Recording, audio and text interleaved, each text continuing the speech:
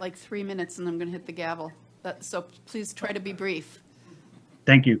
Good afternoon, Madam Chair, members of the committee. Please allow me to make everyone a little uncomfortable with truth for one moment.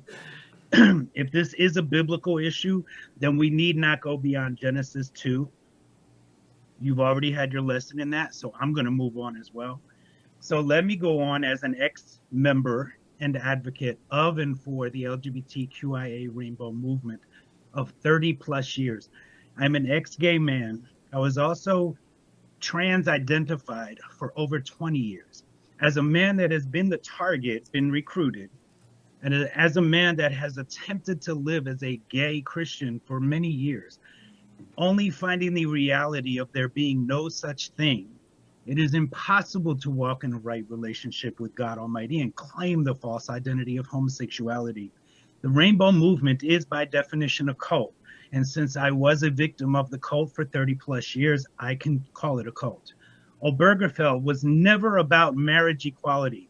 It was never about civil rights. Homosexuality is not the opposite of heterosexuality. The opposite of homosexuality is redeemed, justified, saved by the grace of God.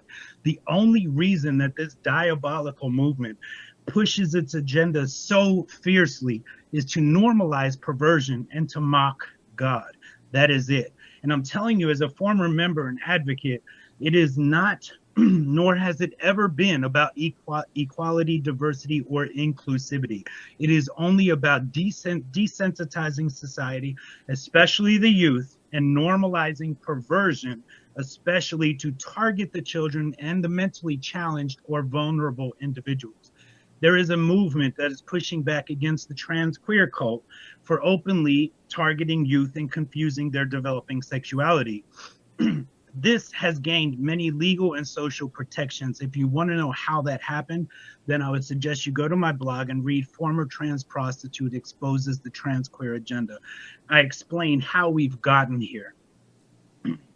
I can explain better in all of my blog posts, but even when I identified as a homosexual, I never agreed with homosexual marriage or homosexuals raising children. Why? Because the dangers and the sanctity of each of those things were extremely obvious to me, even living in that darkness. We all have a moral compass, even if we deny it.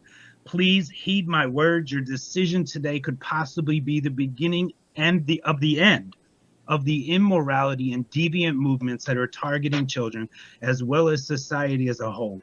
Your decision today could be helpful in rescuing children, mentally challenged and unstable individuals, the morality of a lost society, as well as your own dignity and righteousness. So I beg of you, stop the oppression that SCOTUS created in the Obergefell decision. Please stop the oppression, the victimization, the criminalization, and weaponization of those who are vulnerable, weak, malleable, and in need of your vote to pass. Please vote for the children, as well as for the future morality of our great nation. Thank you.